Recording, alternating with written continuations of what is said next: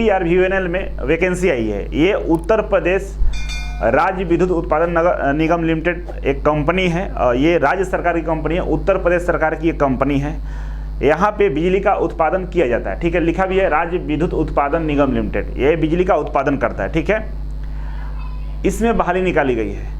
तो इसमें एक रूल्स है कि इसमें जो भी लोग फॉर्म भरेंगे उसको CCC सर्टिफिकेट होना चाहिए, कोर्स ऑन कंप्यूटर कंसेप्ट, इसका फुल फॉर्म होता है CCC का, और इसका सर्टिफिकेट इसमें मांगा गया है फॉर्म में। तो बहुत सारे बच्चे ये बोल रहे हैं कि हम DCA किए हैं, BCA किए हुए हैं, या कंप्यूटर के रिलेटेड कोई कोर्स किए हैं, या बहुत सारे बच्चे बोल रहे हैं कि हमारे कोर्स में ऑलरेडी कंप्यूटर का सब्जेक्ट था, तो क्या हम इस फॉर्म को भर पाएंगे या नहीं भर पाएंगे, ऐसा ही लोग बोल रहे हैं। तो कन्फ्यूजन को हम दूर करने के लिए वीडियो बना रहे हैं। दूसरा, इस वीडियो में हम बताएंगे आपकी तैयारी का स्ट्रेटेजी क्या होनी चाहिए, किस तरह से आपको तैयारी करना होगा, ठीक है। क्योंकि इसका जो फॉर्म आया है तो पिछला इसका रिकॉर्ड देखा जाए तो ये ज़्यादा समय देगा नहीं आपको, इनका बहुत फास्ट प्रक्रिया होता है, दिसंबर तक आपका एग्जाम वगैरह क्लियर कर लेगा। तो आपके पास 4 से 5 महीने है अपने आप को प्रिपेयर करने के लिए।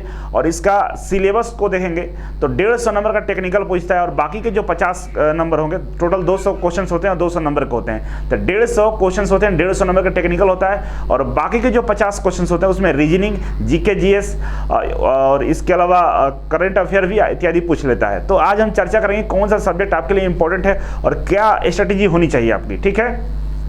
बच्चे आप लोग जरूरी से शेयर करेंगे वीडियो को।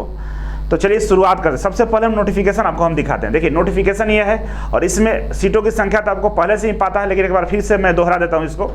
देखिए यहाँ पे यांत्रिक मतलब फिटर वालों के लिए, यांत्रिक मतलब मैकेनिकल फिटर वालों के लिए यहाँ पे सीटों की संख्या, कुल सीटों की संख्या की बात करें तो 30 जनरल में है, 1 है अन्य पिछड़ा वर्ग, SC के लिए 14 है, SC ST के लिए 7 है, आर्थिक रूप से कमजोर के लिए EWS के लिए 5 है, और भूतपूर्व सैनिक के लिए 2 है, और 1 है जो स्वतंत्रता संग्राम आश्रित है उनके लिए।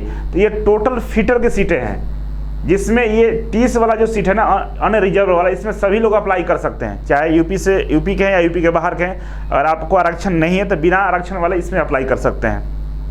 बाकी ये यूपी के जो लोग हैं जिस आरक्षण कैटेगरी में आते हैं उनको इसमें अप्लाई करना होगा। उसी तरह इलेक्ट्रीशियन की बात करें तो देखिए इलेक्ट्रीशियन के लिए यहाँ पर 56 है, इलेक्ट्रीशियन का ज़्यादा सीट है जनरल कैटेगरी में, और इसमें यूपी के बाहर के सभी लोग अप्लाई कर सकते हैं। और यूपी में जो जिनका आरक्षण है वो इधर वाला कैटेगरी में अप्लाई कर सकते हैं, जैसे OBC के लिए 16 है, SC के लिए 24 है, ST के लिए 3 है, EWS के लिए 11 है, ESM भूतपूर्व सैनिक हैं उनके लिए 5 है, 6 है, और स्वतंत्रता संग्राम सेनानी आश्रित के लिए 2 है।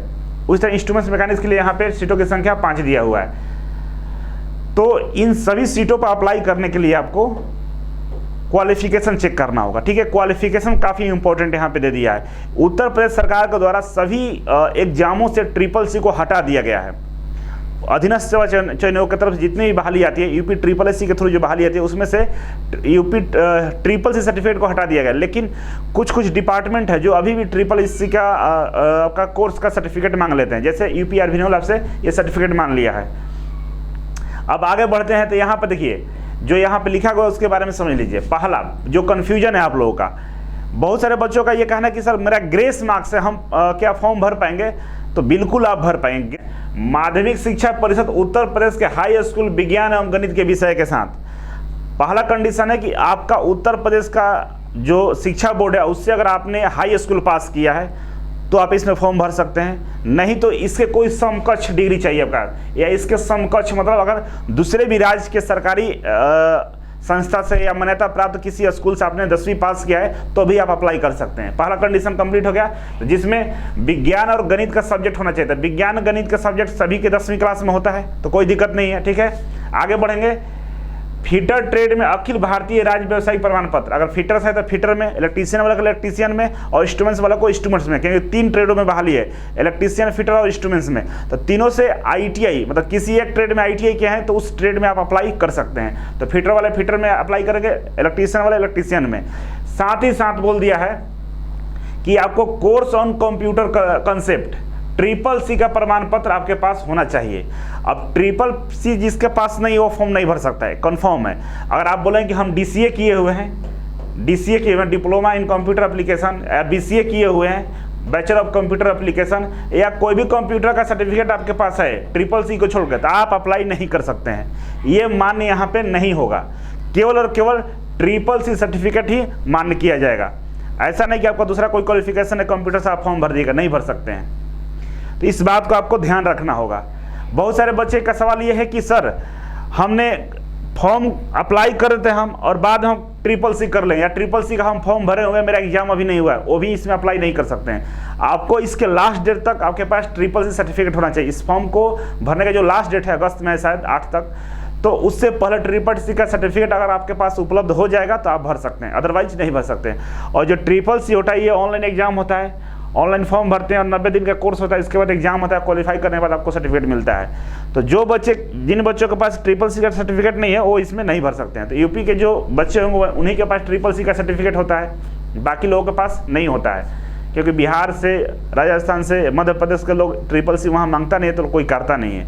आपके यहाँ बहुत पहले से ट्रिपल C सर्टिफिकेट मांगा जाता था, इससे सारे बच्चे करके रखते थे, लेकिन अब डिपार्टमेंट से हटा दिया गया। 1-2 जगह अभी भी ट्रिपल C मांगता है, तो कुछ बच्चे हैं जो ट्रिपल C करके बैठे हुए हैं, उनके लिए काफ़ी फायदेमंद होगा। ठीक है, कमेंट कर रहे हैं KYP चलेगा, बिल्कुल पवन कुमार जी KYP नहीं चलेगा, बता दिए। केवल और केवल यहाँ पर ट्रिपल C रहेगा तभी आप फॉर्म को भर सकते हैं। इसके अलावा कंप्यूटर से कोई भी कोर्स किए हैं यहाँ मान्य नहीं होगा, क्योंकि क्लियर ये मेंशन किया होगा कि यही और यही सर्टिफिकेट चाहिए। 80 घंटे का जो computer course on computer concept जो होता है, इसी का सर्टिफिकेट चाहिए, दूसरा सर्टिफिकेट यहाँ पे नहीं चलने वाला है। ठीक है, अब हम यहाँ पे बात करेंगे, यहाँ पर दुर्वेश जी पर एक एग्जाम, बिल्कुल एक ही एग्जाम होता है, 2 एग्जाम इसमें नहीं होता है। अब हम आगे बढ़ेंगे कि एक बच्चों का कन्फ्यूजन ये था कि क्या सर ग्रेस मार्क्स है, 10वीं में ग्रेस मार्क्स है या नंबर कम है तो क्या हम फॉर्म भर सकते हैं? बिल्कुल भर सकते हैं। यहाँ पर परसेंटेज का कोई बात नहीं किया है। क्या बोला है कि आपको पास होना चाहिए, हाई स्कूल पास होना चाहिए, और गणित और विज्ञान में भी आपको उस सब्जेक्ट में पास होना चाहिए। अगर उसमें फेल है तो आप 10वीं ही फेल हो जाएंगे। ग्रेस से भी पास है तो भी आप फॉर्म भर सकते हैं, कोई दिक्कत नहीं है। ठीक है, अब रहा तो देखिए यहाँ पे हम बता दें आपको कि हमारे कोचिंग के स्टूडेंट प्रदीप कुमार, शिवम कुमार और 1-2 बच्चे हैं जो UPRVNL में टॉप किए थे। प्रदीप कुमार टॉपर रहे थे, सेकंड टॉपर थे शायद, उनका वीडियो भी यूट्यूब पे है, मैंने इंटरव्यू लिया था, आप देख लीजिए जाकर। तो मेरे पास एक अनुभव है, इस कोचिंग के पास UPRVNL का अनुभव है और हमारे यहाँ से ही बच्चे टॉप किए हैं। तो जाहिर सी बात है अगर आप मेरे यहाँ से पढ़ेंगे तो आपको इसमें सिलेक्शन के चांसेस बढ़ जाएंगे। और 8 अगस्त से इजी वे कोचिंग के ऑफलाइन बैच स्टार्ट हो रहा है। 8 अगस्त से इजी वे कोचिंग के ऑफलाइन बैच स्टार्ट हो रहा है। आप ऑफलाइन बैच को ज्वाइन कर सकते हैं और अपनी तैयारी को 100% अंतिम रूप दे सकते हैं। नहीं तो अगर आप आने में सक्षम नहीं है तो हमारा लाइव क्लास नहीं, रिकॉर्डेड क्लास ज्वाइन कर लीजिए, मास्टर कोर्स को ज्वाइन कर लीजिए। फिटर का, इलेक्ट्रीशियन का मास्टर कोर्स रेडी है, आप मास्टर कोर्स को ज्वाइन कर लीजिए, और रीजनिंग के भी मास्टर कोर्स को ज्वाइन कर सकते हैं आप। ठीक है, तो 2 चीज़ों को ज्वाइन करना पड़ेगा। अगर आप तैयारी अच्छा से करना चाहते हैं तो आप टेक्निकल का मास्टर कोर्स ज्वाइन कर लीजिए और रीजनिंग का ज्वाइन कर लीजिए। इसके अलावा हिंदी है, जीके जैसे, उसके लिए हम लोग किताब आपको सजेस्ट करेंगे। अब हम थोड़ा सा आगे बढ़ जाते हैं, इसमें थोड़ा सा सिलेबस को हम अध्ययन करते हैं। जो सिलेबस आपके एग्जाम में पूछेगा उसके बारे में यहाँ पर चर्चा हम कर लेते हैं, क्योंकि बच्चों सिलेबस के लेकर भी काफ़ी कन्फ्यूज हैं। देखिए यहाँ पे सिलेबस दिया गया है, आपको हम सिलेबस दिखा देते हैं यहाँ पे।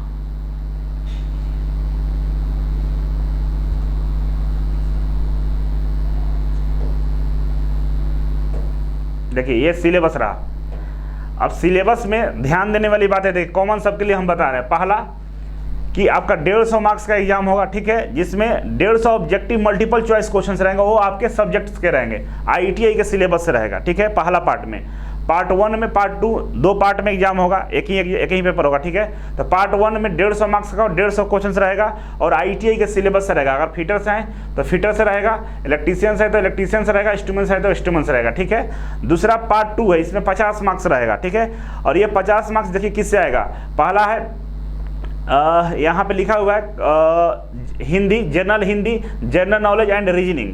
तो जनरल हिंदी के बारे में हम लोग सजेस्ट कर दें किताब, अभी और वीडियो बनाएंगे उसमें हम बता देंगे कौन सा किताब पढ़ना है। जनरल नॉलेज के लिए भी हम सजेस्ट कर देंगे। ये सब आप सेल्फ स्टडी वाला चीज़ है, क्योंकि इसमें परसेंटेज काफ़ी कम है। सबसे ज़्यादा परसेंटेज 150 मार्क्स टेक्निकल का है और इसके बाद रीजनिंग का है। तो जो मैक्सिमम परसेंटेज वाला विषय है उस पर फोकस ज़्यादा करना है आपको। हिंदी और जनरल नॉलेज के लिए ज़्यादा टेंशन नहीं लेना है, क्योंकि ये बहुत कम आते हैं। ज़्यादातर आपका क्वेश्चन ऑब्जेक्टिव टेक्निकल है और रीजनिंग से आएंगे, तो इसका तैयारी उसी ढंग से करना भी आपको। तो देखिए यहाँ पे मुख्य रूप से आपको क्या करना होगा, जो टेक्निकल वाला पार्ट है, जो 150 नंबर का है, 150 क्वेश्चंस है, और एक जो रीजनिंग वाला पार्ट है, अभी लगातार आपको 3 महीने